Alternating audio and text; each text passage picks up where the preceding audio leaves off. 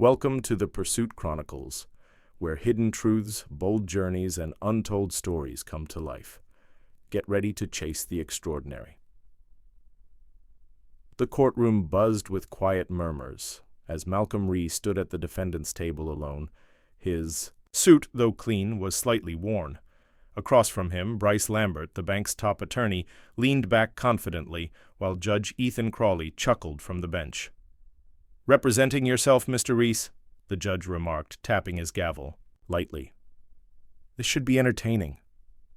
But Malcolm didn't flinch. He met the judge's gaze and said calmly, "I'm not here to entertain, Your Honor. I'm here to win." Could a man without a law degree really expose corruption in open court? Before we dive into the story, let us know where you're watching from. If you stand for justice, hit like and subscribe to hear more stories like this. 6 months earlier, Malcolm Rhee stood on the cracked front porch of his mother's house, the morning sun casting long shadows over the weathered steps. The house, modest but filled with memories, had been in his family for 3 generations. It was more than property, it was history, the last tangible piece of his late mother's legacy. But today, clutched in his hand, was an eviction notice stamped in bold red ink. Final notice, property to be vacated in 14 days. Malcolm blinked, his throat tightening as he reread the words. His mother, Ella Rhee, had worked 2 jobs to keep this house. She died believing it was secure, paid off, free, and clear. How could this be happening? Heart pounding, he rushed inside, flipping through the file cabinet in the corner of the living room. Mortgage statements, tax receipts, the original deed. Everything was in order, except for one thing, a document he'd never seen before, labeled Second Mortgage Agreement, bearing what appeared to be his mother's signature. But something about the handwriting was off, shakier than her usual script, the letters slanting at an unfamiliar angle. Malcolm's first call was to the bank. He sat on hold for nearly 30 minutes, his knee bouncing impatiently, until a clipped, disinterested voice answered, "Foreclosure Department, First Union Bank." "I'm calling about an eviction notice for Elise's property," Malcolm said, gripping the phone tighter. "There's been a mistake. The mortgage was paid off. I have the deed." The woman on the other end sighed. "Sir, the account is in default due to non-payment on a second mortgage taken out 2 years ago. Foreclosure proceedings are final." Malcolm's frowned. "That's impossible. My mother never took out a second mortgage." "I'm looking at her signed agreement right here, Mr. Reese. Maybe you weren't aware of her financial situation." The insinuation hit like a slap. Malcolm gritted his teeth. "I want copies of every document related to this loan." "File a request with our legal department," the woman replied coolly, "but it won't stop the eviction." The line went dead. Still, gripping the phone, Malcolm stared at the framed photo of his mother on the mantel, taken the day she'd finally burned the original mortgage paperwork, celebrating freedom from debt. His jaw tightened. Someone was lying. Determined to fight, Malcolm drove straight to the bank, where he was met by Darren Clean, the branch manager. Cleaner, a middle-aged white man with a smug smile, barely glanced at Malcolm's paperwork before shaking his head. "People like you need to learn the system's not made for you," Clean said, sliding the documents back across the desk. "Here, if you're in default, you lose the house. End of story." Malcolm leaned forward, his voice low and controlled.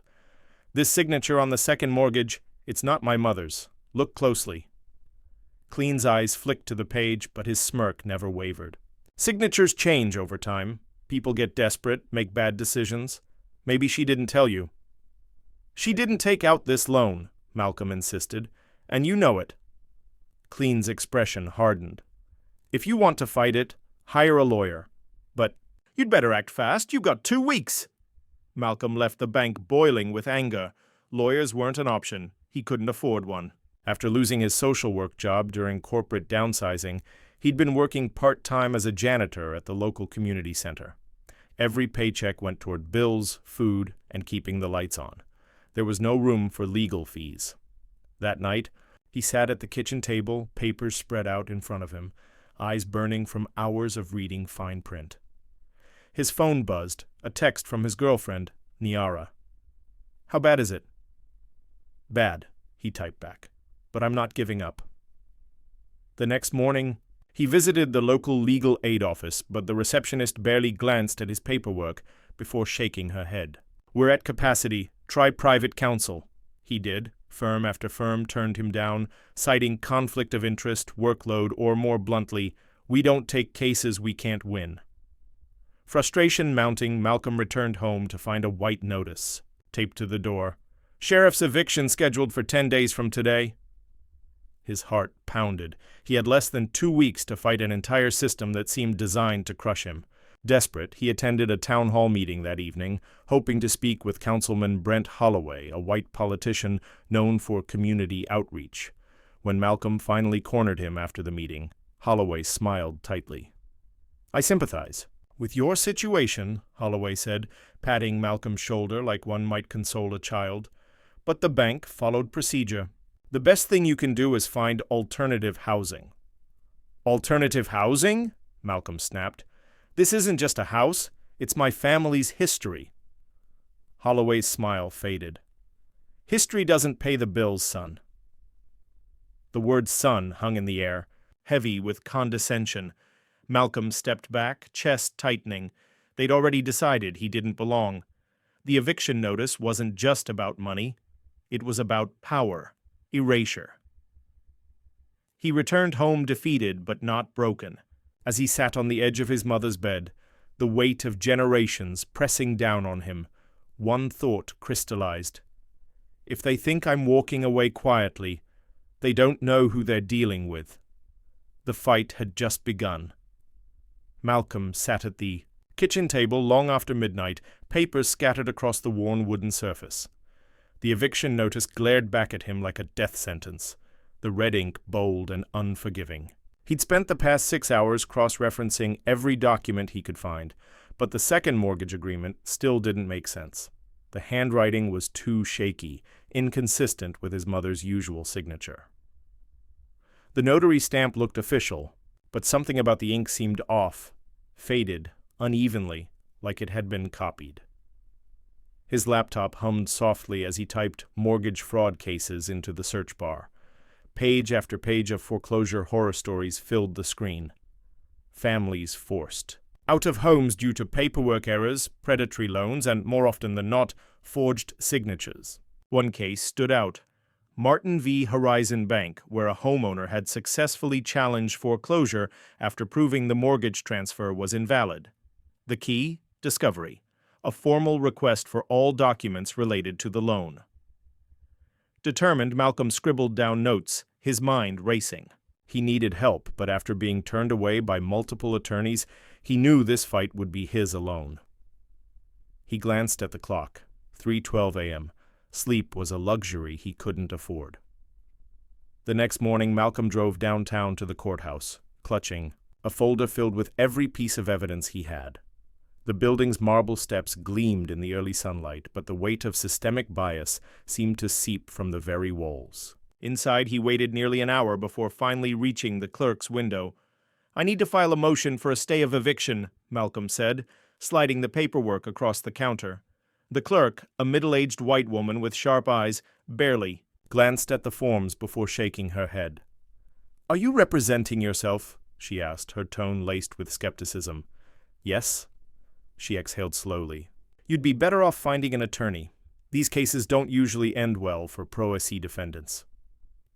I don't have time for an attorney, Malcolm replied, jaw tightening. Just file the motion. Reluctantly, she stamped the forms and handed him a copy.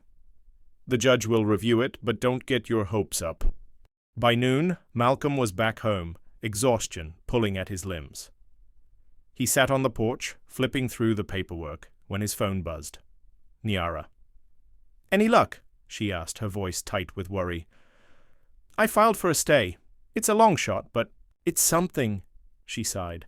Malcolm, you can't keep pushing like this. What if you lose? What if they come while you're at work and throw everything out on the street? I can't think about that, he muttered. This isn't just about a house. It's about standing up to people who think they can steamroll us because we don't have money or connections. Niara hesitated. Just don't let this fight destroy you. Malcolm didn't answer. He couldn't, because deep down, he knew she was right. But surrendering wasn't an option. 2 days later, the court responded, motion denied. Malcolm stood in the courthouse hallway, the rejection letter trembling in his hand. His heart pounded as dread settled in his chest. He'd done everything right, gathered evidence, filed paperwork, followed procedures, and still the system had slammed the door in his face. Fueled by frustration, he stormed into the bank branch where the second mortgage had originated. Darren, clean, the smirking branch manager, sat behind a polished oak desk, sipping coffee like he hadn't just signed away Malcolm's family legacy. "I need to see the original loan documents for the second mortgage," Malcolm demanded, voice tight with controlled fury. Clean leaned back lazily, adjusting his tie. "I already told you, Mr. Reese. The foreclosure is final. You're wasting everyone's time." "Then prove it. Show me the documents." Clean's smile widened, predatory and cold. "File a discovery request. Otherwise, this conversation is over." Malcolm's fists clenched, but he knew arguing wouldn't get him anywhere. He turned on his heel and walked out, humiliation burning in his chest. Outside, the hot sun beat down as he sat in his car, hands gripping the steering wheel until his knuckles turned white. Later that evening, back at the community center where he worked part-time, Malcolm cleaned the empty halls, his mind churning with frustration. One of the volunteers, Mrs. Holloway, an elderly black woman who'd lived through the civil rights movement, watched him quietly. "Baby, you look like the world's sitting on your shoulders," she finally said. Malcolm sighed, leaning on the mop handle. "It kind of feels that way." She nodded, thoughtful. "My daddy always said, when they push you to the edge, you got two choices, fall or fight. But if you're going to fight, you'd best know their game better than they do." Her words hit Malcolm like a lightning bolt. The law. He didn't need a lawyer. If he could become his own expert. The system was designed to confuse and intimidate, but laws were written down. He could study them, learn them, use them. That night, Malcolm cleared the kitchen table and spread out every document he had. He borrowed law books from the library, printed foreclosure guidelines from the state website, and started highlighting, cross-referencing, and jotting down notes. Sleep became an afterthought. He spent every free moment buried in paperwork, fueled by coffee and determination. Days blurred together until finally he found it, a single line in the foreclosure statute. All mortgage transfers must be accompanied by a valid endorsement from the previous lender. It was a technicality, but a powerful one. Malcolm pulled the bank's filings and froze. The last transfer of his mother's mortgage lacked the required endorsement. Legally, the bank had no right to foreclose.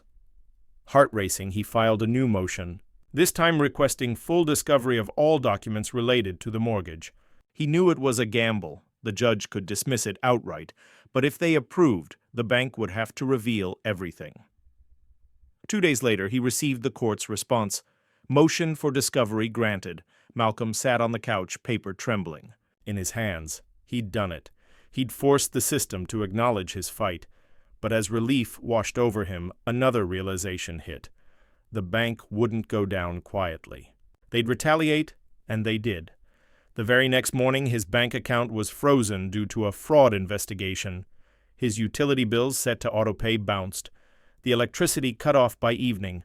When he called the bank, they claimed it was a technical issue. But the smug tone in Darren Clean's voice told him the truth. Later that night, Niara showed up, her face tight with worry. "Your car's gone." "What?" Malcolm rushed outside. His old sedan, parked at the curb, was missing. Repossession. A neighbor called from across the street. "Tow truck came by an hour ago, looked official." Malcolm's chest tightened. It wasn't just about the house anymore. They were trying to break him, to make him quit. He stood there, fists clenched at his sides, heart pounding in his ears. They'd underestimated him. He wasn't just fighting for his home now. He was fighting for every person who'd ever been crushed by a system designed to keep them powerless.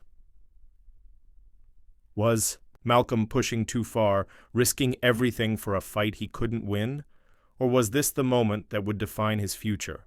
Comment number 1 if you believe Malcolm is right to keep fighting, even when the odds are stacked against him, and don't forget to like, subscribe, and share this story if you stand for justice.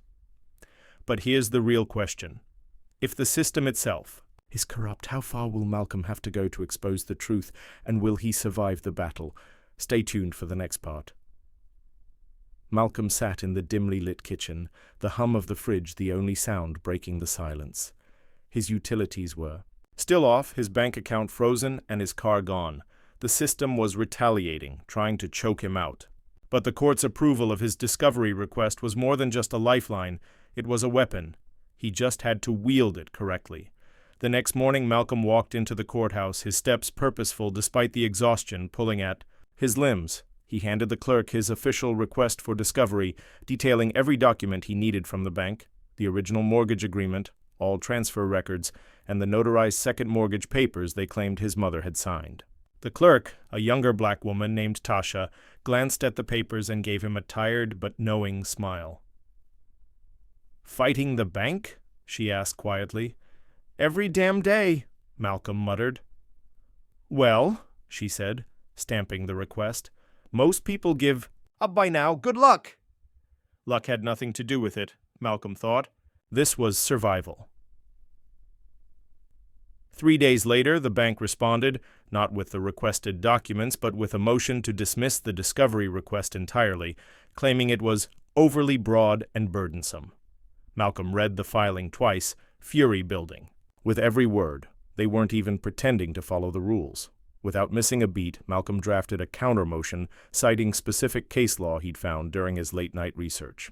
He hand-delivered it to the courthouse, earning another nod from Tasha as she accepted the paperwork. That same afternoon, he received a call from Judge Crawley's chambers. The judge wanted an in-person hearing to address the excessive nature of Malcolm's discovery request. Malcolm knew what that meant. The judge was giving the bank another chance to crush him in open court.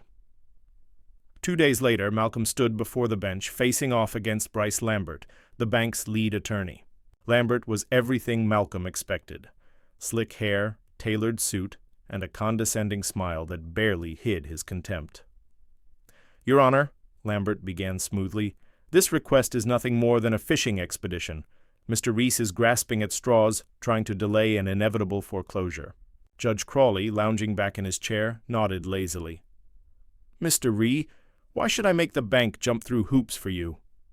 Malcolm stepped forward, holding up 2 copies of the mortgage agreement, the original and the one with the second mortgage. "Because, Your Honor, the bank filed 2 versions of the same document. Look at the signatures. They don't match. My mother's signature is consistent on everything else, but here it's completely different." Crawley glanced at the papers, clearly uninterested. "Signatures change over time." "Not in 3 months," Malcolm shot back, "and not when the second signature was supposedly signed the day after my mother was hospitalized for a stroke." That got Crawley's attention.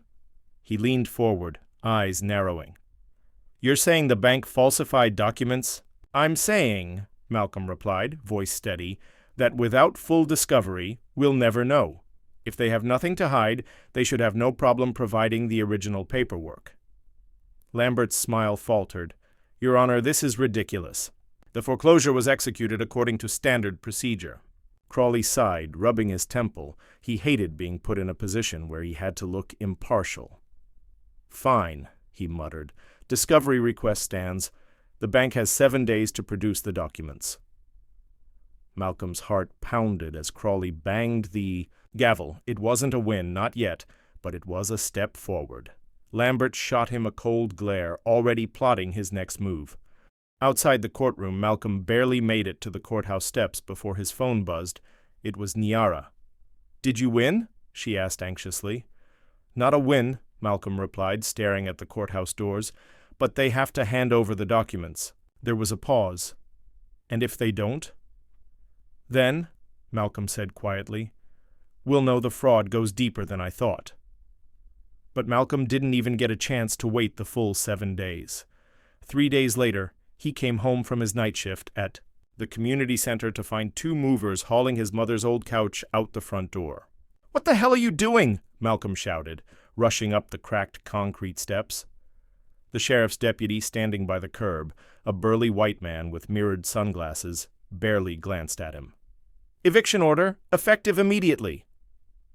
"Eviction?" Malcolm's stomach dropped. "The court granted a stay." "Not any more," the deputy drawled, holding up a fresh order signed by Judge Crawley. "Bank filed new evidence this morning. Foreclosure's final." Malcolm snatched the paper, his hands shaking. The new evidence was a revised version of the mortgage transfer, complete with a notarized signature, a forgery undoubtedly, but polished enough to fool anyone not looking closely. He spun toward the movers. "Stop! That couch belonged to my grandmother." "Not your house anymore, buddy," one of them muttered, dropping the couch unceremoniously on the lawn.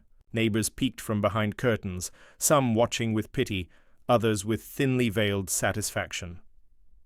One man across the street chuckled, arms crossed. "Should have known better than to think you'd keep a place like this." Malcolm stood frozen as the movers stripped the house bare, his family's history, their memories reduced to furniture on a curb. By nightfall, Malcolm sat on the front steps, defeated. The street lamp cast long shadows across the empty lawn. His phone buzzed again. Niara. "Where are you?" she asked, voice tight with worry. "Home," Malcolm muttered bitterly. "Or what's left of it." "Come stay with me," she pleaded. "You can't sleep outside." But Malcolm couldn't move. He stared at the empty doorway, the house dark and lifeless. This wasn't just about a home anymore. This was war. They'd rigged the system, forged documents, weaponized the courts, and gotten away with it until now. Malcolm stood slowly, determination hardening his features. If they wanted a fight, he'd give them one. He wasn't just fighting for a house anymore. He was fighting for justice, for his mother's legacy, for everyone the system had, ever crushed and discarded, because if they could do this to him, they could do it to anyone. And Malcolm Rhee wasn't about to let that happen. Malcolm sat on the curb outside his mother's empty house, the cold seeping through his worn jacket as night settled over the neighborhood. His belongings, what little hadn't been broken or stolen, were scattered across the lawn, a stark reminder of how quickly everything could be taken. The eviction crew had been efficient, almost mechanical, tossing decades of memories onto the street like garbage. His phone buzzed. Niara again. He let it ring. What could he say? That everything they'd worked for was gone, that the system had crushed him just like it had crushed so many before? Instead, he stood slowly, determination stiffening his spine. They wanted him broken, silent, erased, but Malcolm Rhee wasn't done fighting. The next morning, he walked into the courthouse, head held high despite the exhaustion dragging at his limbs. He filed an emergency motion to contest the eviction, armed with copies of the forged documents the bank had used to push it through. As he handed the papers to the clerk, she gave him a tired, almost pitying look. "You're back again," she sighed, stamping the motion. "Mr. Rhee, I don't mean to sound cruel, but you really think you can win this?" Malcolm's jaw tightened. "I don't think," he said quietly. "I know." But the system wasn't finished punishing him. That afternoon, as he left the courthouse, a patrol car eased up alongside him. The officer inside, a pale man with a buzz cut and mirrored sunglasses, leaned out the window. "Mr. Rhee," the cop drawled. Malcolm stopped, heart pounding. "Yeah?" "Got a report about someone matching your description loitering around private property." The officer gestured toward the courthouse. "Mind explaining why you're hanging around?" "Here?" Malcolm's fists clenched. "I'm filing legal documents. That's what courthouses are for." The officer smirked. Sure. Just making sure you're not causing trouble. You know how it is." Malcolm didn't respond. He knew exactly how it was. Later that evening, he found himself sitting in the community center's break room, sipping bitter coffee from a chipped mug. The fluorescent lights buzzed overhead, casting harsh shadows on the peeling walls. Miss Holloway, The elderly volunteer who'd once told him to know their game shuffled in, her face creased with worry. "Baby, you look like you've been fighting the whole world," she said, settling into the chair across from him. Malcolm managed a tired smile. "Feels that way." "Well, don't let them beat you down," she said, voice firm despite her age. "You got more fight in you than they ever counted on." Her words stayed with him as he left the center, walking back to the small motel room he'd scraped together enough money to rent. But even that fragile sense of safety didn't last long. 2 days later, while Malcolm was reviewing his court filings at a diner, his phone buzzed with an alert. "Your bank account has been frozen due to suspicious activity." His stomach sank. Without access to his money, he couldn't pay for the motel, food, or even transportation. It wasn't a coincidence. The bank was tightening the noose. Desperate, he called the bank's fraud department, only to be met with the same smug voice he'd come to despise. Darren Clean. "Mr. Reese," Clean drawled, sounding almost amused, "looks like there's been some unusual activity on your account. Standard procedure to freeze it while we investigate." "What unusual activity?" Malcolm demanded, gripping the phone tighter. Clean chuckled. "Hard to say. Might be all those legal filings. Funny how paperwork tends to stir up trouble." Malcolm's hand shook as he ended the call. This wasn't just about a house anymore.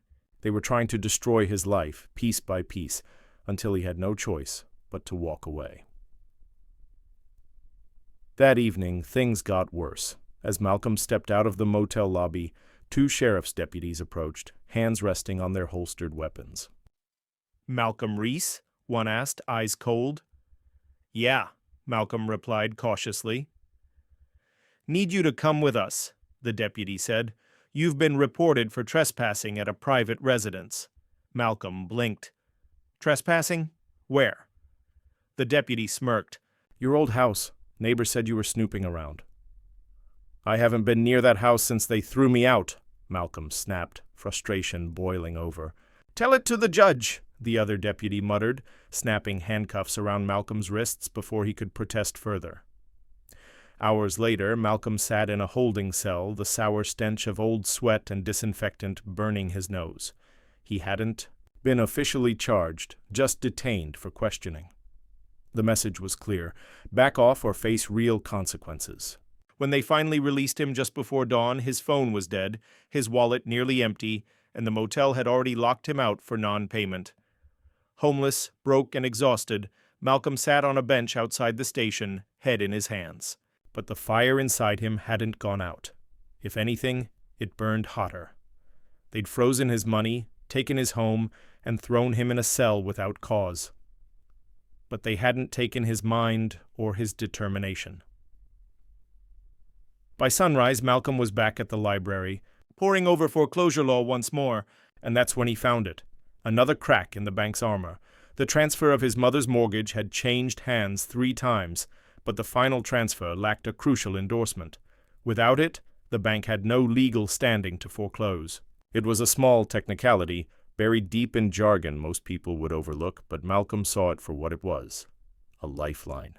He filed another motion, this time challenging the bank's standing to foreclose based on the missing endorsement. The next day, as Malcolm exited the courthouse, Bryce Lambert was waiting for him on the steps, arms crossed, a smug smile playing on his lips. "Mr. Reese," Lambert drawled, "I admire your persistence, really I do, but you're wasting your time. We've already filed a motion to dismiss your latest nonsense." Malcolm didn't flinch. "Funny thing about the law, Mr. Lambert. It doesn't care how many fancy suits you own. If you don't have standing, you don't have a case." Lambert's smile flickered. Just for a moment, Malcolm saw the crack, the first real sign that his fight was working. But the bank wasn't done retaliating.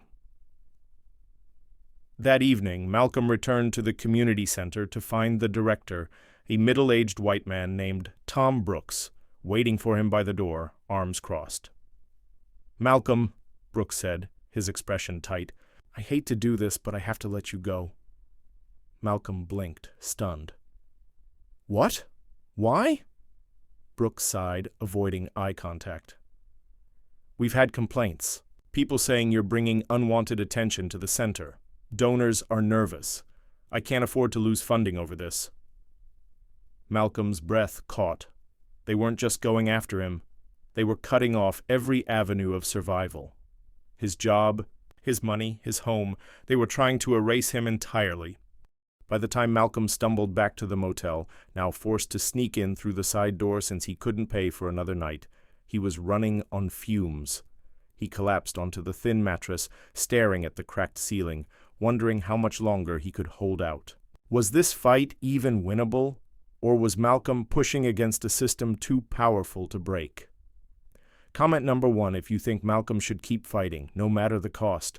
Like, subscribe, and share this story if you believe the system needs to be held accountable. But here's the real question. When the system itself becomes the enemy, how far can one man go before it breaks him, or he breaks it? Stay tuned for the next part. Malcolm sat on the edge of the motel bed, phone in hand, staring blankly at the dark screen. His bank account was frozen, his job gone, and he was officially homeless. The system hadn't just beaten him down, it had.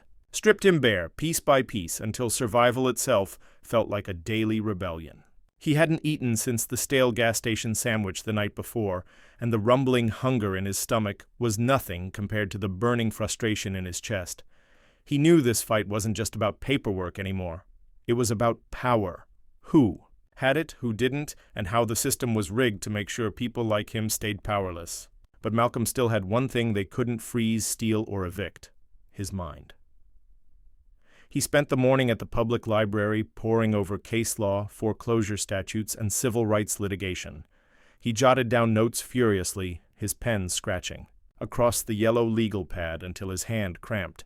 He didn't notice the woman watching him from across the room until she approached, dropping a thick folder onto the table with a soft thud. "You're fighting First Union, aren't you?" she asked quietly. Malcolm blinked, startled. The woman was in her late 20s, Latina, with sharp eyes that spoke of long hours spent under fluorescent lights. Her ID badge, clipped to her cardigan, read, "Linda Ortiz, paralegal." "Who's asking?" Malcolm replied cautiously. "Someone who hates seeing people get steamrolled," Linda said, pulling out a chair. "I used to work in their legal department. Saw too many families lose their homes because they didn't know how to fight back. I couldn't live with it, so I left. But not before I made copies of certain things." She pushed the folder toward him.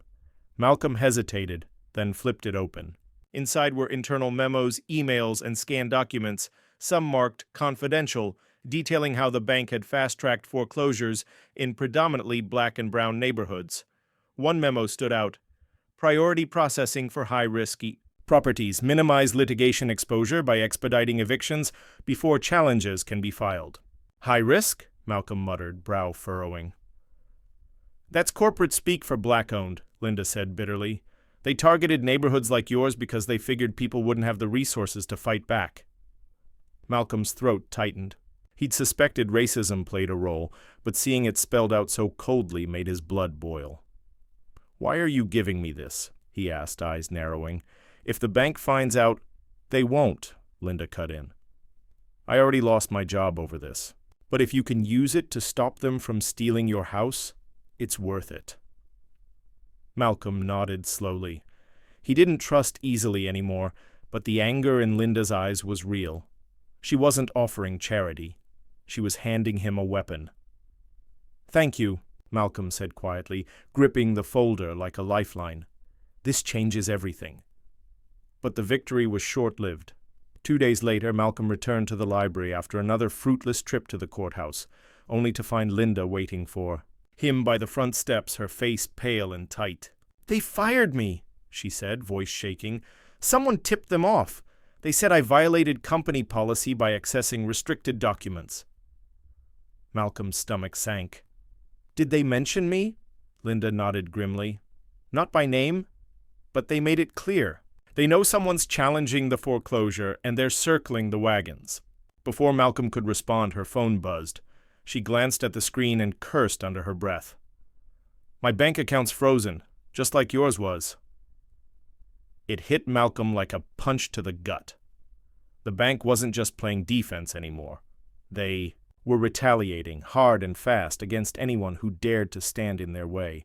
"You need to lay low," Malcolm urged. "They're not just after me now. They'll come for you, too." Linda hesitated, then nodded reluctantly. "Be careful, Malcolm. They play dirty." That night, as Malcolm sat in the corner of a 24-hour diner, nursing a cup of burnt coffee, his phone vibrated. An unknown number. He hesitated, then answered. "Mr. Reese," the voice was smooth, male, with the practiced politeness of someone used to wielding authority. "This is Bryce Lambert, counsel for First Union Bank. I'd like to offer you an opportunity to settle this matter quietly." Malcolm's jaw clenched. "Quietly? You mean give up my mother's house and pretend none of this ever happened?" "Precisely," Lambert replied, his tone almost cheerful. "In exchange, we'll unfreeze your accounts, clear your credit, and provide a modest relocation stipend. You can start fresh, Mr. Reese. Walk away while you still can." Malcolm gripped the phone tighter. "And if I don't?" Lambert's politeness evaporated. "Then we'll bury you. Your case will get tied up in procedural motions until you can't afford to fight anymore. You'll lose the house, your job prospects, everything, and when you finally crawl away, broken, you'll realize you should have taken the deal." The line went dead. Malcolm sat there, heart pounding, rage building with every breath. They weren't even pretending to follow the law anymore. They were playing the game the only way they knew how, through intimidation and brute force. The next morning, Malcolm walked into the courthouse to file another motion, this time demanding a full audit of the mortgage transfers under the state's anti-predatory lending statute. He knew it was a long shot, but it was the only card he had left to play. As he exited the building, his phone buzzed again. Niara. "You need to stop," she said, her voice tight with fear. "I saw 2 men outside my apartment last night, watching the door. I called the cops, but they just shrugged it off. This fight, it's not just about you anymore, Malcolm. It's spreading." Malcolm's breath caught. He'd expected retaliation, but not like this, not targeting the people he cared about. "Niara," he said quietly, "I can't stop. If they win, it's not just my house. It's every house they've stolen, every family they've crushed because they thought no one would fight back." Silence stretched between them. Finally, Niara sighed. "Then fight smart, because they're playing for keeps." That night, Malcolm sat, alone in the motel room, the flickering light from the neon sign outside casting restless shadows on the wall. He'd gained an ally, lost her, and now the bank was tightening its grip, not just on him, but on anyone connected to his fight. He flipped through Linda's folder once more, eyes scanning the damning memos and forged signatures. The evidence was strong, but evidence alone wouldn't win this battle. He needed something more, something they couldn't counter with legal tricks or corporate muscle. And then it hit him. The notary. The signature on the second mortgage had been notarized, but if the notary hadn't actually witnessed the signing, the entire document was invalid. Fraud, perjury, a criminal offense. Heart pounding, Malcolm grabbed his phone and started searching state notary databases. After an hour of digging, he found her. Denise Fowler, licensed notary, last known address 2 towns over. If he could find her, and if she was willing to talk, he might finally have the leverage he needed to turn the tide. But in the back of his mind, one nagging thought remained. How far would the bank go to protect its power? Malcolm had already lost his home, his job, and nearly everything else. What was left for them to take? He'd find out soon enough, because Malcolm wasn't backing down. Not now, not ever. Malcolm sat at the edge of his motel bed, the flickering neon light from the vacancy sign outside, casting restless shadows across the room. In his lap, Linda's folder lay open, filled with damning evidence of the bank's corruption. But evidence alone wasn't enough. He needed a witness, someone who could confirm the forgery, and Denise Fowler, the notary listed on the second mortgage, was his best shot. The next morning, Malcolm drove 2 towns over in a borrowed car, every ascot, every mile stretching his nerves tighter. He found Denise's house, a modest 1-story home, with peeling white paint and a sun-faded "Beware of Dog" sign on the gate. He knocked twice, heart pounding. After a moment the door cracked open and a middle-aged black woman with tired eyes peered out. "Miss Fowler?" Malcolm asked, holding up a copy of the notarized document. "I need to talk to you about this signature." Her eyes flicked to the paper, and her face paled. "I can't help you," she muttered, starting to close the door. "Please," Malcolm pressed, foot in the doorway. "This isn't just about me. They're stealing homes. Families are losing everything because of signatures like this." Denise hesitated, guilt flickering across her face. Finally she sighed and stepped aside. Inside, the house was neat but sparse, the air thick with the scent of burnt coffee. She gestured toward the couch, but Malcolm remained standing. "I didn't witness that signature," Denise admitted quietly, not meeting his gaze. "A banker brought me the papers, said the client was sick and couldn't come in. They told me it was just a formality. I stamped it without thinking." "Do you realize what that means?" Malcolm asked, voice tight. "They used your notary stamp to forge a loan. That's fraud, perjury. It invalidates the entire foreclosure." "I know," she whispered, tears welling in her eyes. "But if I testify, they'll come after me. My job, my house, everything." Malcolm swallowed hard. He couldn't promise her safety, but he could promise the truth. "If we don't fight this, they'll keep doing it to more families, to more people like us." Denise wiped her eyes and nodded slowly. "I'll testify." With Denise's statement in hand, Malcolm returned to the courthouse, filing an emergency motion to reopen the case based on newly discovered fraud. Judge Crawley, clearly irritated by Malcolm's persistence, set a hearing for the following week. It wasn't immediate relief, but it was progress. But the bank wasn't done playing dirty. 2 days later, Malcolm woke to find his motel door ajar. The lock busted. Inside, the room was ransacked, papers scattered, drawers overturned, his laptop gone. His heart pounded as he rifled through the mess. The folder with Linda's documents was missing. Panicked, he called Linda, but the line went straight to voicemail. He tried Denise next. "Miss Fowler, are you okay?" he asked the moment she picked up. "I'm fine," she said, voice shaking. "But 2 men came by my job, asking questions. They knew I talked to you." Malcolm cursed under his breath. The bank was tightening the noose, but instead of scaring him off, it only fueled his determination. He spent the next few days preparing for the hearing, barely sleeping, surviving on gas station coffee and adrenaline. He combed through foreclosure statutes, memorized case law, and printed duplicate copies of every document they'd tried to steal. He wasn't just fighting for his house anymore. He was fighting to expose the entire corrupt system. The day of the hearing arrived, the air thick with tension as Malcolm stepped into the courtroom. Bryce Lambert sat at the plaintiff's table, his usual smugness replaced with something colder, more calculating. Judge Crawley barely glanced at Malcolm as he took his seat. "Mr. Reese," Crawley drawled, flipping through the case file. "Back again, I see." "Yes, Your Honor," Malcolm replied, voice steady, "and this time I have proof of fraud." Lambert stood immediately. "Objection, Your Honor. These claims are baseless and intended to delay lawful foreclosure." "Baseless?" Malcolm snapped, holding up the notary affidavit signed by Denise Fowler.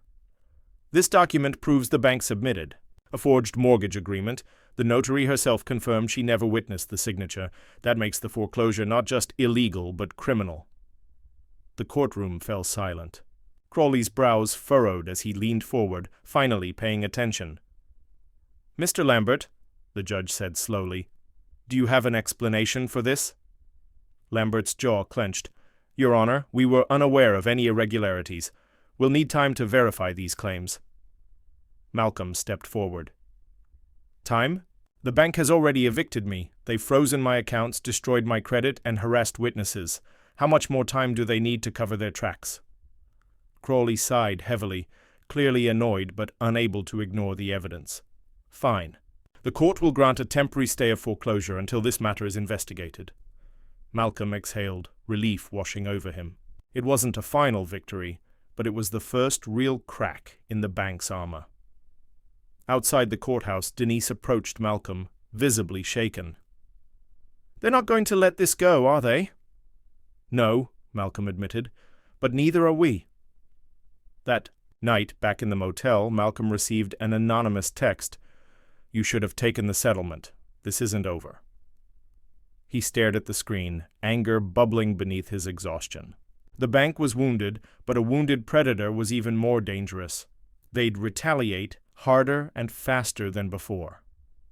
Would Malcolm's determination be enough to withstand the next wave of attacks, or was he pushing too far, risking everything?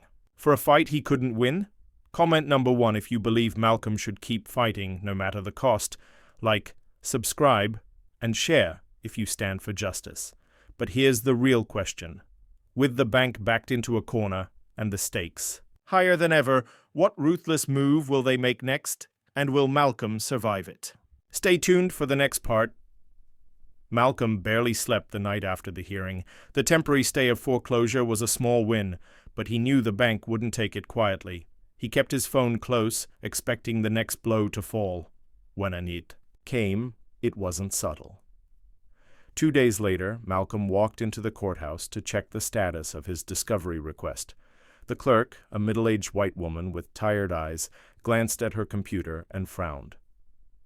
"Your case has been flagged for procedural review," she said, typing furiously. "It's been removed from the active docket, pending further evaluation." Malcolm's heart sank. "What does that mean? The judge just granted the stay." The clerk shrugged. "It means someone filed an emergency motion to reconsider. Until the judge reviews it, the stay is effectively paused." Malcolm stepped back from the counter, blood pounding in his ears. Reconsideration. It was a legal loophole, a stalling tactic used to bury cases until the other side ran out of money or time. And Malcolm was running out of both. His phone buzzed as he left the courthouse. It was Denise Fowler. "They froze my accounts," she said, panic lacing her voice.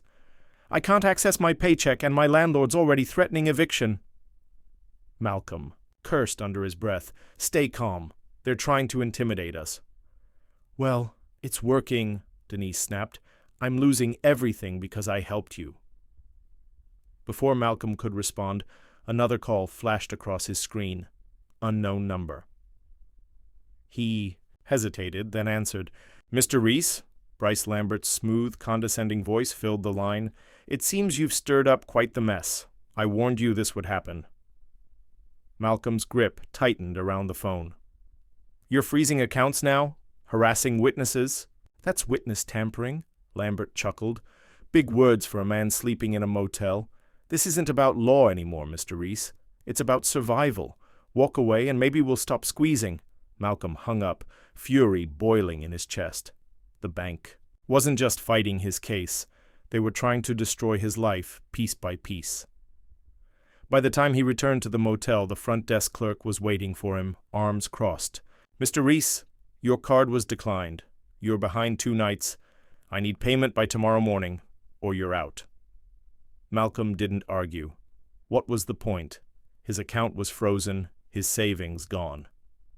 He gathered his few belongings and spent the night in his car, parked in a dimly lit corner of the community center's lot. The irony wasn't lost on him, fighting for a home while sleeping in the back seat of a borrowed car. The next morning, hunger gnawed at his stomach as he walked to the library. He bought a coffee with the last crumpled dollar in his pocket and settled into a corner table, flipping through the legal notes he'd painstakingly compiled. His phone buzzed again, this time a text from Linda Ortiz. "Call me. Found something." Malcolm dialed immediately. Linda answered on the first ring, her voice hushed. "I got into the bank's internal system one last time before they revoked my access. There's an email chain, Lambert and Clean, discussing how they accelerated your eviction by submitting revised documents without proper filing. They knew the judge wouldn't look closely." Malcolm's breath caught. "Do you have the emails?" "I saved screenshots," Linda said. "But if I share them, I'm done. Blacklisted from every firm in the state." "I get it," Malcolm said quietly, "but this isn't just about me anymore." Linda sighed heavily. I'll send them, but be careful. They're playing for keeps. The screenshots arrived minutes later.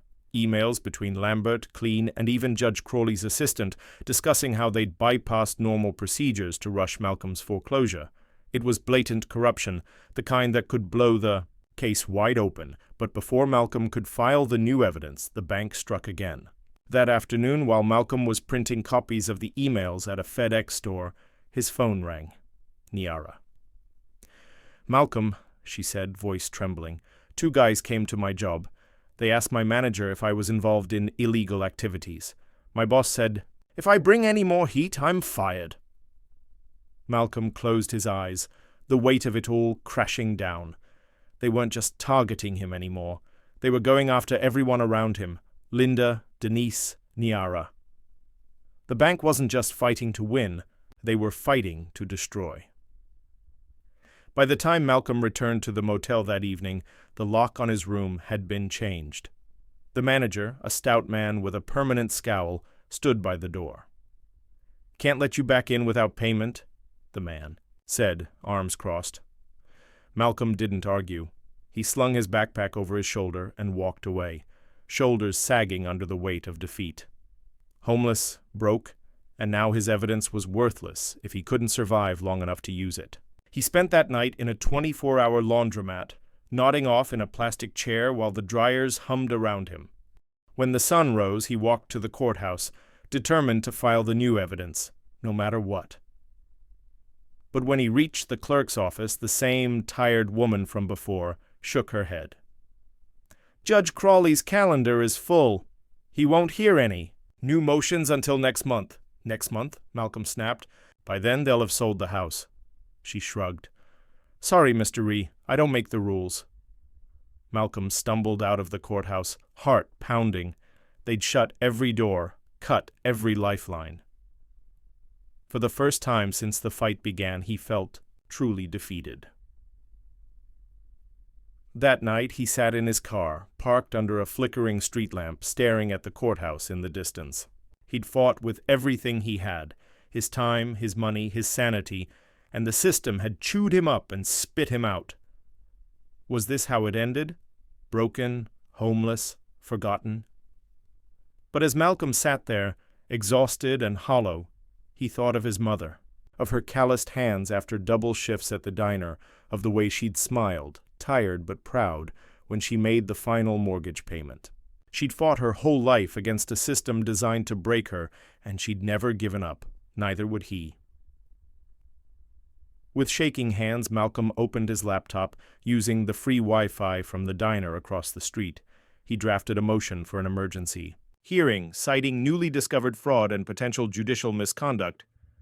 He attached the screenshots from Linda, the affidavit from Denise, and a timeline of every retaliatory move the bank had made. Then he filed it electronically immediately, with copies sent to every local news outlet he could find. Malcolm didn't sleep that night. He sat in his car watching the courthouse lights flicker off one by one, waiting for the next blow, because he knew it was coming. And this time, he'd be ready. Malcolm woke up in the driver's seat of the borrowed car, stiff and cold from another night spent parked outside the courthouse. His phone buzzed on the passenger seat, an email notification. Heart pounding, he unlocked the screen and stared at the subject line. Emergency motion hearing, scheduled for Friday at 10 URAM. Relief flooded through him, but it was short-lived. Friday was only 2 days away, and the bank wouldn't sit quietly. He needed more than evidence now. He needed reinforcements. That afternoon, Malcolm walked into the office of the Justice Collective, a small civil rights group known for taking on cases of systemic injustice. The receptionist, a young black woman with box braids and a skeptical look, raised an eyebrow as he approached. "Do you have an appointment?" she asked, glancing at the battered backpack slung over his shoulder. "No," Malcolm admitted, placing Linda's folder and the newly filed motion on the desk, "but I have proof of a bank committing fraud, harassing witnesses, and using the courts to steal homes. And if someone doesn't help me, they're going to get away with it." The receptionist hesitated, eyeing the papers. Then she sighed and picked up the phone. "Wait here." 15 minutes later, Malcolm was sitting across from Terrence Boyd, one of the collective's lead attorneys. Boyd, a tall black man with graying hair and the weary look of someone who'd fought too many uphill battles, flipped through the documents silently. When he finally spoke, his voice was grim. "Damn," Boyd muttered, holding up the email chain between Lambert and Clean. "They didn't even try to hide it. This is textbook foreclosure fraud. And Crawley's involvement?" He shook his head. "If this gets out, it'll blow up the whole racket." "So you'll help?" Malcolm asked, barely daring to hope. Boyd nodded. "We'll file an amicus brief supporting your motion and start prepping for Friday. But listen, Malcolm, this isn't just a foreclosure case anymore. If you push this, you're going to expose a whole network of corruption, the bank, the judge, maybe even higher up. They'll come after you harder than ever." Malcolm's jaw tightened. "They've already taken everything I've got. Nothing left to lose." Boyd studied him for a long moment, then extended his hand. "All right, let's make some noise." The next 48 hours were a blur. Boyd's team worked through the night, drafting motions, contacting media outlets, and rallying community organizations. Malcolm barely slept, running on adrenaline and cheap coffee. Every time his phone buzzed, he expected more retaliation. Frozen. Accounts, another eviction notice, maybe even an arrest warrant. But nothing came. It was too quiet. The bank was regrouping, planning something. Friday morning arrived, gray and cold. Malcolm stood outside the courthouse, clutching the worn manila folder that had become his lifeline. Niara arrived first, face drawn with worry but determination shining in her eyes. "You ready for this?" she asked quietly. "Ready as I'll ever be," Malcolm replied, squeezing her hand. Then Denise Fowler appeared, glancing nervously over her shoulder as she hurried up the steps. "I'm here," she said breathlessly. "I'll testify, but if they retaliate—" "They won't," Boyd interrupted, stepping beside Malcolm. "We've got reporters inside. This hearing's public record now. They can't sweep it under the rug." Together they entered the courtroom. It was packed. Reporters, community activists, and curious onlookers filled the gallery. Malcolm spotted Linda Ortiz near the back, nodding silently in support. At the plaintiff's table, Bryce Lambert sat stiffly, his usual smugness replaced by cold calculation. Judge Crawley, clearly irritated by the attention, adjusted his robe and banged the gavel. "This is an emergency hearing regarding the foreclosure of 1628 Pine Street," Crawley announced, voice sharp. "Mr. Reese, you may proceed." Malcolm stood, heart pounding. He'd rehearsed this moment 100 times in his head. "Your Honor," Malcolm began, "this foreclosure is based on fraudulent documents. The second mortgage my mother allegedly signed was notarized without her presence. The notary, Denise Fowler, is here to testify." Crawley's eyes flickered with something, annoyance, fear, before he leaned back. "Proceed." Denise stepped forward, hands trembling as she took the oath. Under Boyd's gentle questioning, she confirmed everything. She'd stamped the document without witnessing the signature, under pressure from a bank representative. Lambert shot to his feet. "Objection!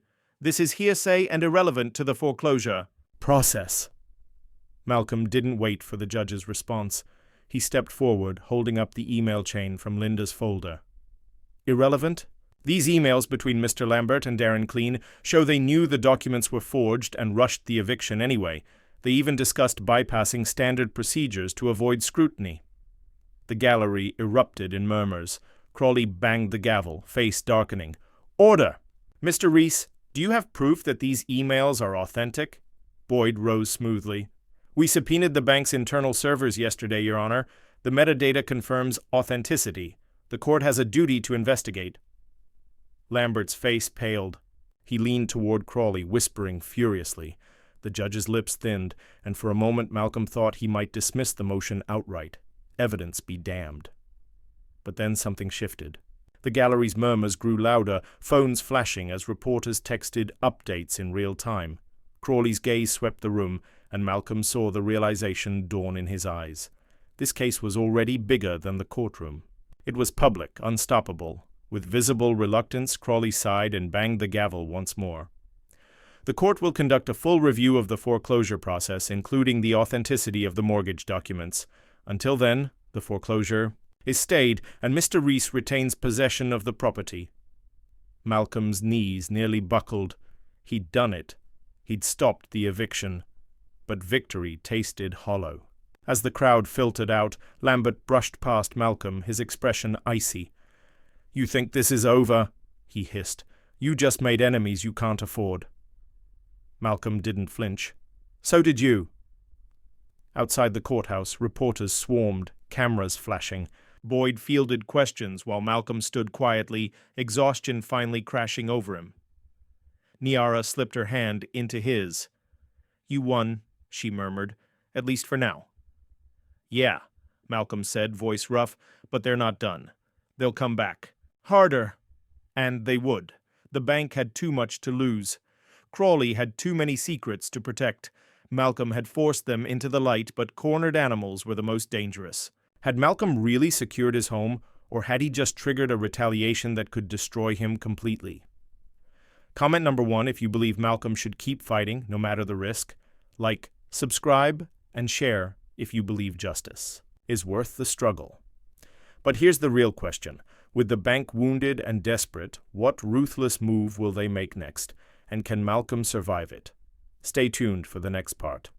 Friday morning arrived, colder and grayer than usual, the sky hanging low over the courthouse like a warning. Malcolm stood on the steps, gripping his folder of evidence so tightly his knuckles turned white. This hearing wasn't just about his house anymore. It was about survival. His, Denise's, Linda's, and everyone else the bank had steamrolled without consequence.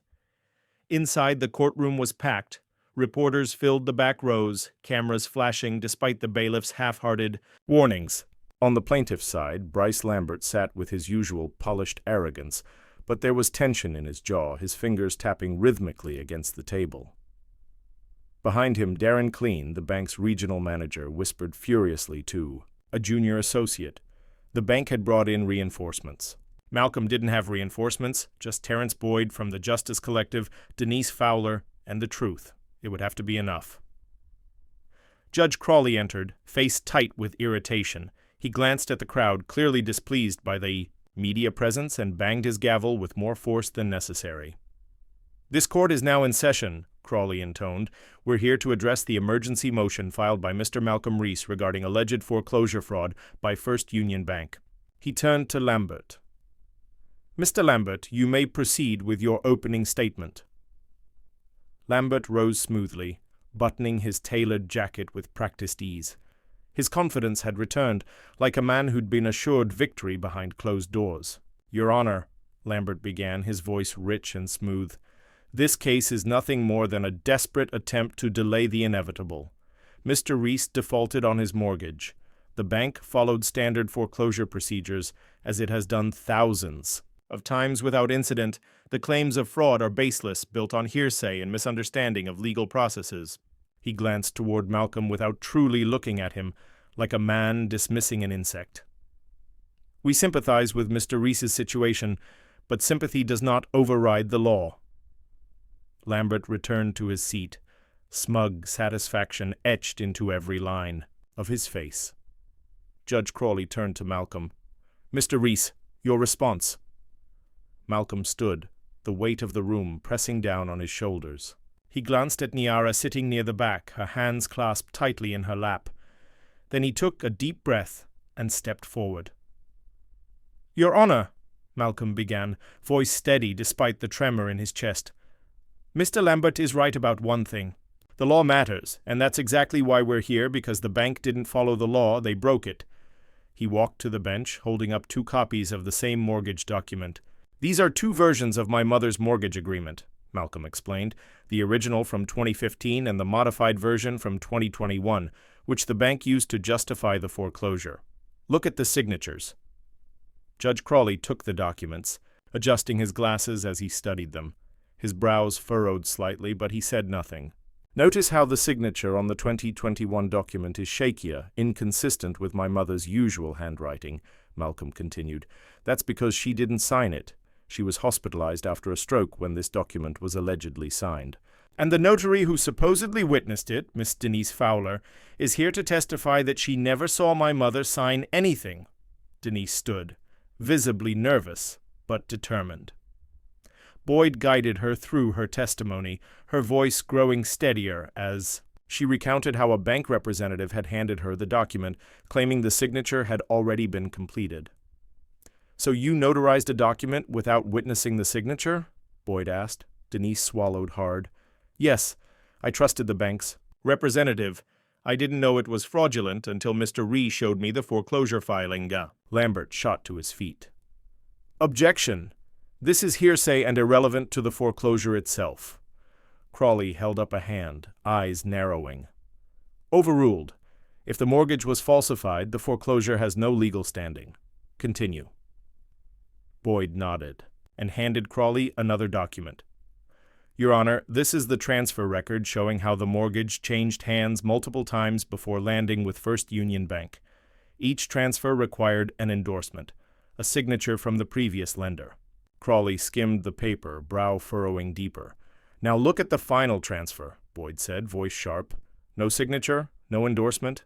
That means First Union Bank never legally owned the loan they used to foreclose." The courtroom murmured. Even the reporters sat up straighter, fingers flying over keyboards. Lambert's jaw clenched. He leaned toward Clean, who was furiously typing on his phone. Something was unraveling, and they knew it. Judge Crawley rubbed his temple, clearly frustrated. "Mr. Lambert, does the bank have an explanation for this?" "Missing endorsement." Lambert stood, his confidence cracking. "Your Honor, mortgage transfers often occur electronically, and sometimes physical endorsements are delayed. It doesn't change the validity of the debt itself." "But it changes the bank's standing to foreclose," Boyd countered. "Without a valid transfer, First Union had no right to initiate foreclosure proceedings. The entire process was built on fraudulent documentation." Crawley exhaled slowly, fingers drumming against the bench. He hated being forced into a corner, especially one with reporters watching his every move. "Mr. Lambert," Crawley said, voice tight, "can you produce the original signed documents and the missing endorsement?" Lambert hesitated, just a beat too long. "We'll need time to retrieve those documents, Your Honor." Boyd didn't miss a beat. "They've had months. The truth is they can't produce them because they don't exist." Silence hung in the room, heavy and electric. Judge Crawley leaned back in his chair, eyes flicking between Malcolm, Boyd, and Lambert. The judge, who had once laughed at Malcolm, now looked tired, cornered. "The court will take a short recess," Crawley announced, banging the gavel. "We reconvene in 20 minutes. As the courtroom emptied, Malcolm leaned toward Boyd. "He's stalling." Boyd nodded grimly. "Lambert's buying time, probably calling someone higher up the chain. They're deciding whether to settle quietly or fight to the bitter end." Near the back of the room, Niara stood and hurried over. "You're winning," she whispered, gripping Malcolm's arm. "But they look desperate. That makes them dangerous." Malcolm nodded, exhaustion weighing down his limbs. He'd come too far to back down now. 20 minutes stretched to 30, then 40. When the court finally reconvened, Judge Crawley's face was tight with controlled anger. "Mr. Lambert," Crawley said coldly, "does the bank have the requested documents?" Lambert stood, smoothing his tie. "Your Honor, we've encountered unexpected delays in retrieving the original paperwork. However, we maintain that the foreclosure was lawful and urge the court to dismiss Mr. Reese's claims as frivolous." Crawley's jaw tightened. He glanced at the reporters, at the restless gallery, at Malcolm standing tall despite everything the system had thrown at him. "The court finds sufficient grounds to question the validity of the foreclosure," Crawley announced, banging the gavel. "The stay of foreclosure remains in place. The bank is ordered to produce all original documents within 7 days for further review. Failure to comply will result in dismissal of the foreclosure claim." The courtroom erupted in murmurs. Malcolm exhaled, hands trembling as the weight of the moment settled over him. He hadn't won outright, not yet, but he'd forced the bank to retreat. That was more than anyone had expected, including Judge Crawley. As the crowd dispersed, Lambert brushed past Malcolm, eyes cold and hard. "Think you're clever, Ree? You've just made enemies you can't imagine." Malcolm didn't flinch. "So have you." Outside the courthouse, Boyd clapped Malcolm on the back. "You bought yourself time. Now we make sure they can't wriggle out of it." But Malcolm knew the fight wasn't over. The bank was wounded, not defeated, and a wounded predator was the most dangerous kind. He'd exposed their fraud in court, but the real battle was just beginning. They wouldn't stop until they crushed him, or until he crushed them.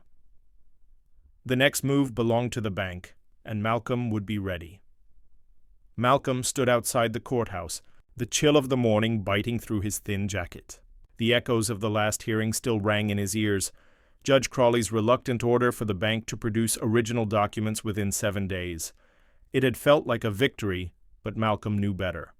Cornered predators didn't retreat quietly. They lashed out. The first blow landed just 2 days later. Malcolm's phone buzzed with an email notification.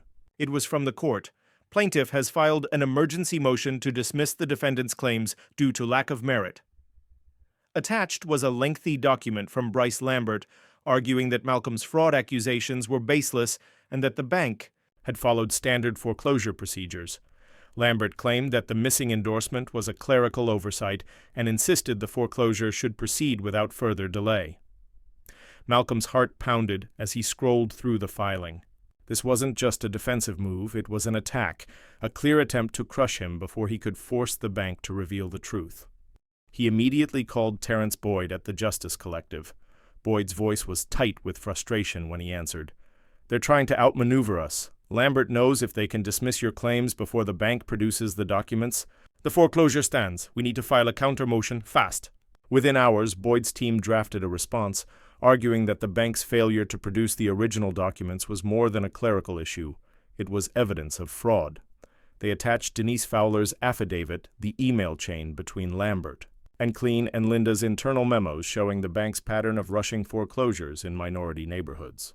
Boyd submitted the counter motion the same day, requesting an expedited hearing. The court, under pressure from media attention, scheduled it for the following Monday, but the bank wasn't done retaliating. Late Friday night, Malcolm was walking back to the motel after another long day at the library when 2 men stepped out of a black SUV parked near the curb. Both were dressed in dark suits, their expressions cold and professional. "Mr. Reese?" one asked, flashing what looked like a private investigator's badge. Malcolm froze. "Who's asking?" "We need to ask you a few questions regarding allegations of fraudulent filings in your case against First Union Bank." Malcolm's pulse quickened. "Allegations from who?" The second man smiled faintly. "That's confidential. Please come with us, or we'll have to involve law enforcement." Every instinct screamed at Malcolm to run, but he stood his ground. "You got a warrant? A court order? Anything that says I have to go with you?" The first man's jaw tightened. "Don't make this difficult." Malcolm took a step back, raising his phone. "If you touch me, this goes live to my cloud and the Justice Collective. You really want that kind of heat?" The men exchanged a glance. After a tense moment, they turned and walked back to the SUV without another word. The message was clear. We can reach you anytime, anywhere. Shaken but determined, Malcolm called Boyd the moment he reached the motel. Boyd cursed under his breath. "They're trying to intimidate you into backing down. That means you're getting close.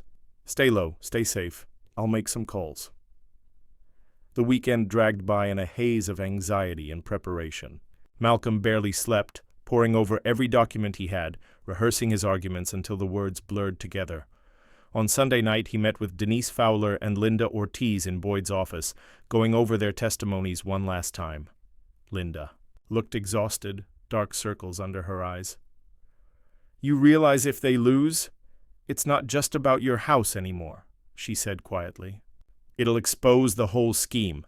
They'll fight like hell to stop that." Malcolm nodded, determination hardening his features. "Let them fight. I'm not backing down." Monday morning dawned cold and clear. Malcolm arrived at the courthouse early, Boyd at his side. Niara was already there, holding 2 cups of coffee and wearing a look of fierce determination. "You've got this," she said, pressing 1 cup into Malcolm's hand. "No matter what happens, you've already done more than anyone expected." "Not enough," Malcolm muttered, sipping the coffee. "Not until the house is safe." Inside the courtroom, the tension was palpable. Lambert sat at the plaintiff's table, cool and composed, but his eyes flicked nervously toward the gallery where several reporters had taken seats. Darren Clean sat behind him, face pale and drawn. Judge Crawley entered, gavel banging sharply. "This court is now in session. We're here to address the plaintiff's motion to dismiss and the defendant's counter-motion." He turned to Lambert. "Mr. Lambert, proceed." Lambert stood, smoothing his tie. "Your Honor, this case has dragged on long enough. Mr. Rhee has failed to provide concrete evidence of fraud. The foreclosure was lawful, and any discrepancies in documentation are minor clerical errors, not grounds for dismissal." Crawley nodded, expression unreadable. "Mr. Boyd?" Boyd stood, calm and deliberate. "Your Honor, the plaintiff claims this is a simple clerical issue, but if that's true, why hasn't the bank produced the original endorsed documents? Because they can't. They never had legal standing to foreclose." He gestured toward Denise Fowler. "We have sworn testimony from the notary who allegedly witnessed the mortgage modification. She never saw Mr. Reese's mother sign anything. That's not a clerical error. That's fraud." Crawley's gaze shifted to Denise. "Miss Fowler, do you stand by your affidavit?" Denise nodded, voice steady despite the fear in her eyes. "Yes, Your Honor. I was misled by a bank representative. I notarized a signature I never saw." Lambert's mask of calm cracked. He stood abruptly. "Your Honor, the bank was unaware of any notarial issues. This is a desperate attempt to discredit standard foreclosure practices." Malcolm stood. "Desperate? The only thing desperate here is the bank's attempt to cover its tracks. The missing endorsement proves they never legally owned the loan." He walked to the bench, holding up a thick folder. "These are cases from the past 5 years, families like mine in minority neighborhoods, all foreclosed under the same fraudulent practices. This isn't just about my house. It's a pattern of systemic abuse," the gallery murmured, reporters scribbling furiously. Crawley's face darkened. He glanced at Lambert. "Mr. Lambert, can the bank produce the original documents with valid endorsements?" Lambert hesitated. "We're still reviewing our records." "Enough!" Crawley snapped, slamming his gavel down. "The bank has had ample time. This court finds sufficient grounds to deny the plaintiff's motion to dismiss and continue with discovery." Malcolm's breath caught. He'd won the round. But Crawley wasn't finished. "However," the judge continued, "if the defendant cannot prove malicious intent beyond procedural errors, this case will not move forward to trial. Mr. Rhee, you have 10 days to provide irrefutable evidence of intentional fraud." The gavel banged again. Court adjourned. Malcolm stood frozen as the room emptied. He'd won, but only barely. The bank had failed to dismiss his case, but now the burden was on him to prove intent. Without it, everything he'd fought for would collapse. Boyd clapped a hand on his shoulder. "We bought time, but Crawley's covering himself. He's giving the bank one last chance to wriggle out." Malcolm nodded grimly. He knew what came next.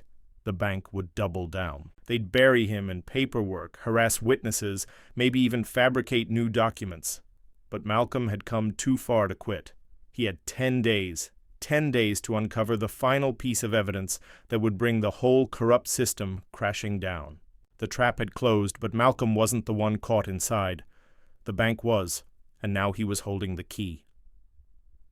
The courthouse steps felt steeper than ever as Malcolm climbed them, his mind racing with the weight of what lay ahead. 10 days. That was all Judge Crawley had given him to prove malicious intent behind the foreclosure. Without it, everything, his home, his fight, his months of relentless struggle, would crumble. And the bank knew it.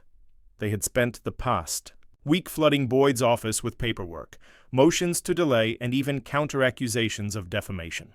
Denise had received an anonymous threat on her voicemail, warning her to reconsider her testimony. Linda, who had risked everything to leak those internal memos, found her name suddenly blacklisted from every major firm in the state. It was all happening exactly as Malcolm had expected, but he still had one last move to make. The night before the hearing, Malcolm sat in Boyd's office with a laptop open in front of him. The screen displayed a paused video, grainy security footage, time-stamped. from a bank conference room 3 months earlier. A conversation between Darren Clean and a group of executives, and the words caught on the audio sent a shiver down Malcolm's spine. If we delay processing just enough, by the time they realize the signatures don't match, it won't matter. The court will side with us. We just have to keep pushing. It was the final proof, an admission of intent. Linda had managed to retrieve the clip from a former IT employee who had quit the bank in disgust. It was exactly what they needed. The next morning, Malcolm arrived at court with a renewed sense of purpose. Boyd walked beside him, a rare grin tugging at the corner of his mouth. "Lambert's going to lose his mind when he sees this," Boyd murmured. Inside, the courtroom was more crowded than ever. Reporters lined the back rows, their cameras poised for what had become the biggest foreclosure scandal the city had seen in years. At the plaintiff's table, Bryce Lambert sat stiffly, his usual smugness gone. Clean was there too, his face pale and drawn. They knew something was coming. Judge Crawley entered, banging the gavel. "Mr. Reese, this is your final opportunity." "To provide evidence of intent, proceed." Malcolm stood, holding up a flash drive. "Your Honor, I have obtained video evidence from an internal meeting at First Union Bank. In this recording, bank officials discuss a deliberate strategy to push through fraudulent foreclosures before homeowners can challenge them in court."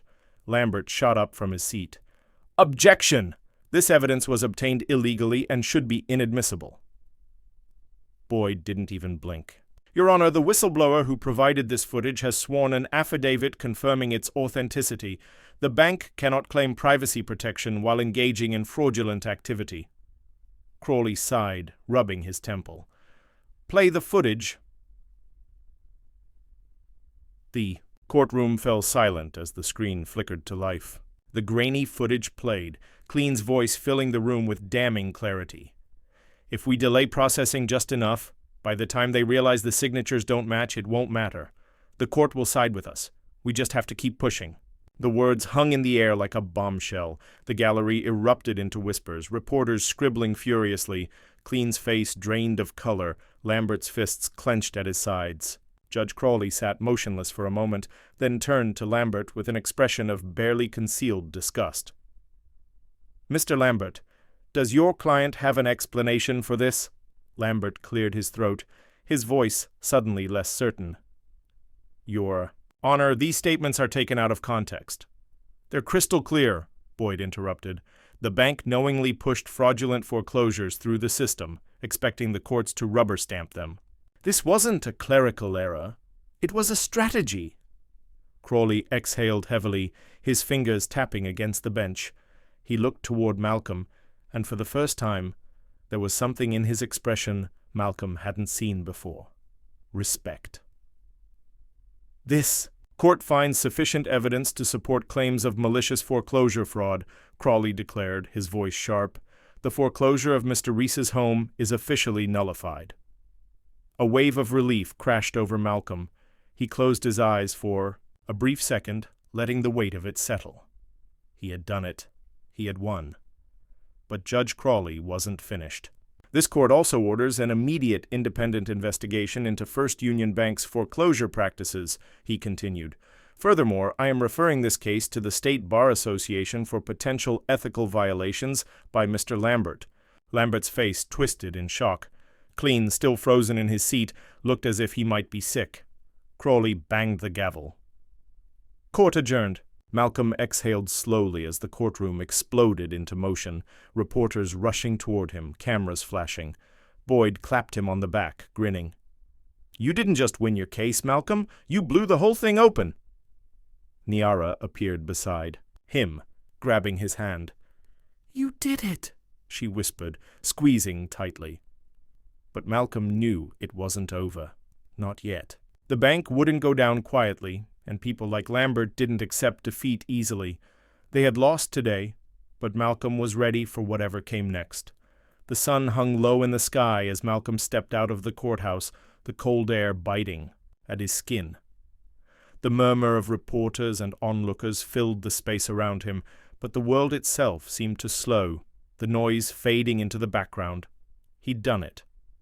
After months of fighting, sleepless nights, and relentless retaliation, the foreclosure on his mother's house had been officially nullified. Niara reached for his hand, her grip warm and steady. "Malcolm," she whispered, eyes shining with disbelief. "You won." But Malcolm couldn't smile. Not yet. He glanced back at the courthouse doors, half expecting Lambert or Clean to come storming, out with another last-minute motion, another legal trick to undo everything. The system had fought so hard to crush him. Surely it wouldn't surrender this easily. Boyd joined them on the steps, phone in hand. "I just spoke with the clerk's office," he said, a rare smile breaking across his tired face. "The judge's order has already been filed. It's official. The house is yours." Malcolm exhaled, the tension slowly unraveling from his shoulders. The house, his mother's house, the place she'd fought for, sacrificed for, safe at last. But safety came at a cost. Linda Ortiz, standing near the bottom of the steps, caught Malcolm's eye and gave a tired nod. She'd lost her job, her career in corporate law effectively destroyed, after blowing the whistle on First Union Bank. Denise Fowler stood beside her, arms crossed tightly, face drawn with exhaustion. The threats against her had stopped, at least, for now, but she knew her notary license was hanging by a thread. "This isn't over," Linda said quietly as Malcolm approached. "The bank's going to appeal. They'll fight the investigation. Crawley will do everything he can to cover his tracks." Malcolm nodded. He'd expected as much. The system didn't unravel overnight. It clung to power until the very end, fighting tooth and nail to protect those who benefited from it. But this time, they'd underestimated him. "I'm not done either," Malcolm replied, voice firm.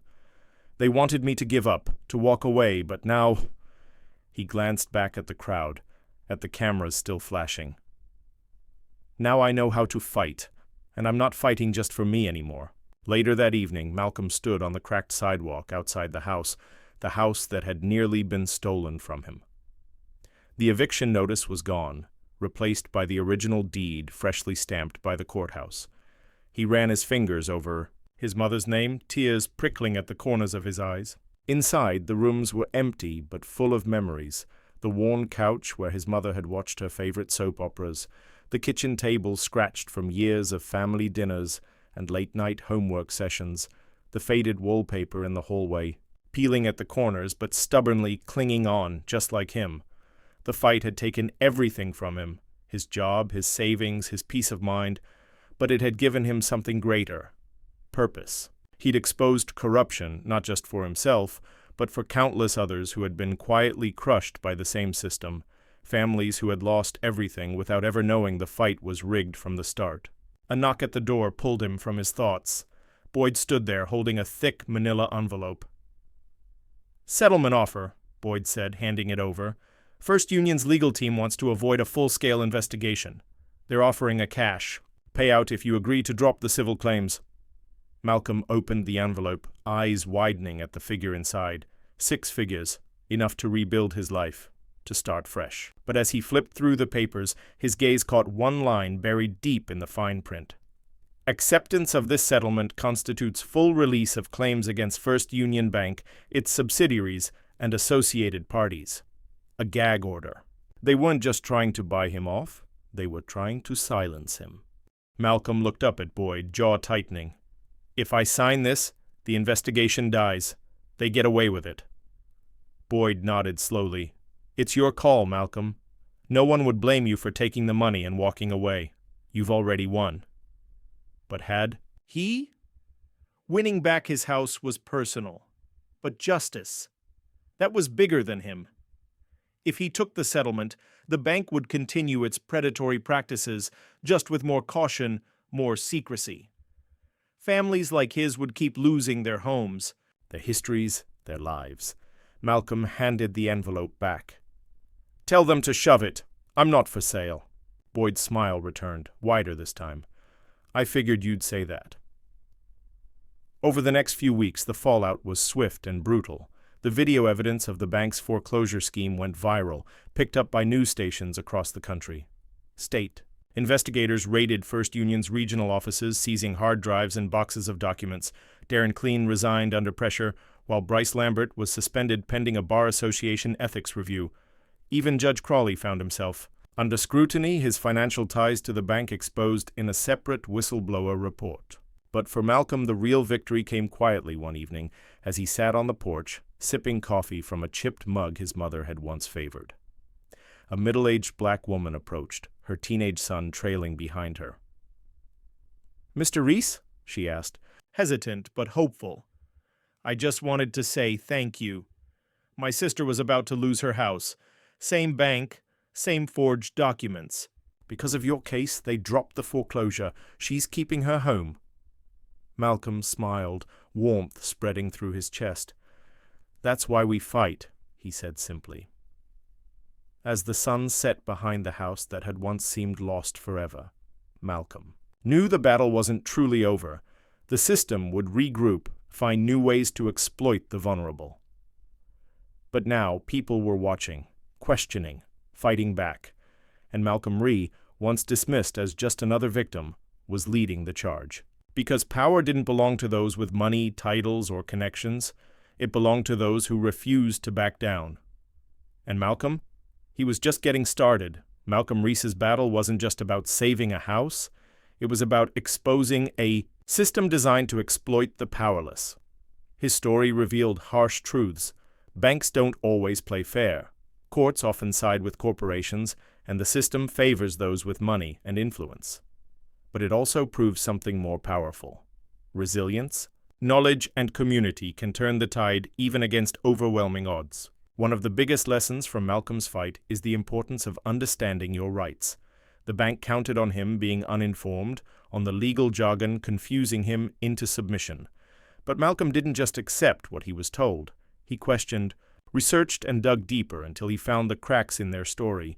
His determination turned what seemed like an inevitable loss into a landmark victory.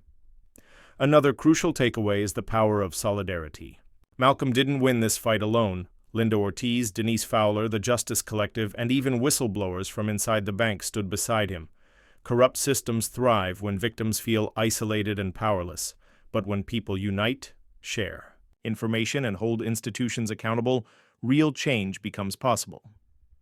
Finally, Malcolm's story reminds us that justice isn't automatic. It's fought for step by step, often at great personal cost.